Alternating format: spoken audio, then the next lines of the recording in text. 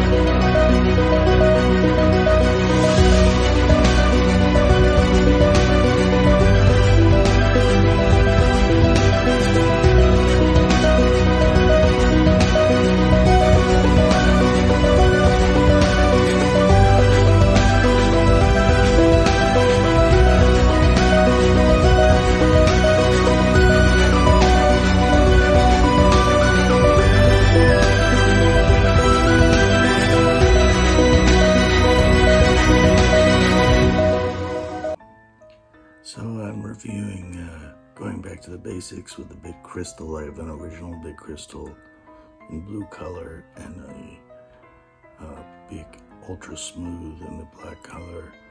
And I'm going back to the original disposable ballpoint pen in 1950. I had an earlier review.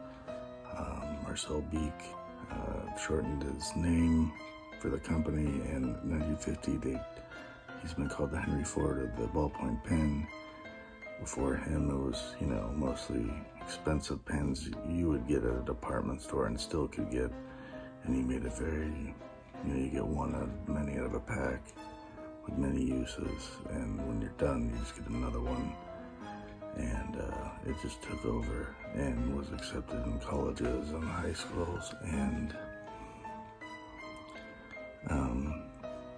basically made it super easy and cheap, but emphasized the quality by being able to write a lot with it before getting another one. And then he did apply the same thing for lighters and razors. I also used whiteout, which is an old school thing you don't see very much anymore. It wasn't originally a Bic product, but it was bought by the Bic company in the early 90s, I believe 92. Writing's a dying art form. A lot of things are done digitally, but I think it's important. It's not completely lost, and it's still important, and I don't think it's good to be completely dependent on digital. I think it's good to have both. Well, the Bic lighter, you get many different kinds. You get them with all kinds of graphics now. But after they became a publicly traded company on the Paris Stock Exchange in 1974, released the Bic lighter and did to disposable lighters what they did with disposable ballpoint pens 25 years or so earlier. And there was one competitor before that. It was the Cricket, I believe, put out, if not by Gillette, by the same owners but Bic beat them out and they went out of business. You could still get generic lighters, see-through of different stores and so, but the most dominant brand is Bic. I mean, you can get it for like $1 and have multiple uses. Before the disposable lighters in the 70s, you get a Zippo or something very expensive and have to refuel it when it runs out. So they took something, made it cheaper, easier to use. When you run out of flames, you just get another one for $1 or so. And by cheap, easy to use, while emphasizing that you get many lights out of it, just like you much writing out of a Bic pen.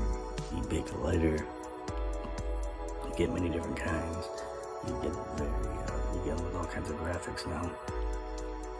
But after they became a publicly traded company on the Paris Stock Exchange in 1974, released the Bic lighter and did to disposable lighters what they did with disposable ballpoint pens 25 years or so earlier.